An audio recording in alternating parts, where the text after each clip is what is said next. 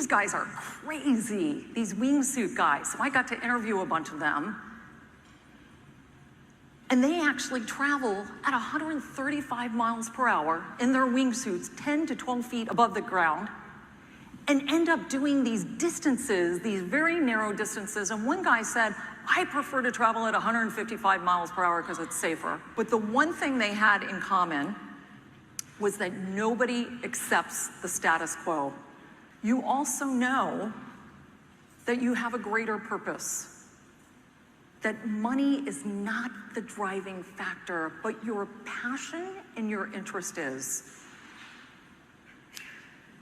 Great game-changing risk takers, they're creators, not observers. I tell my kids all the time, you're not gonna sit around and watch life happen. You're going to play sports. You're gonna go tinker. You're going to make the most of every day that you possibly can. And they truly believe that anything is possible. And I gotta tell you, after spending 18 years in Washington, when you're constantly told no, or you're on the wrong side of the issue, the wrong side of the aisle, and my favorite saying was, in Washington, well, if it's such a great idea, somebody would have already done it. Clearly, these risk takers have a lower level of fear, and this is just activity that happens in the brain with the dopamine. And finally, they value talented people and they know how to collaborate with them.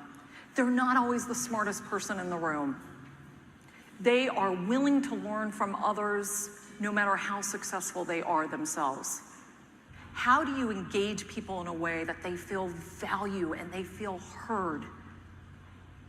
And we realize that you've got to have an outlet for people to bring forth ideas in a trusted way and a non-judgmental way.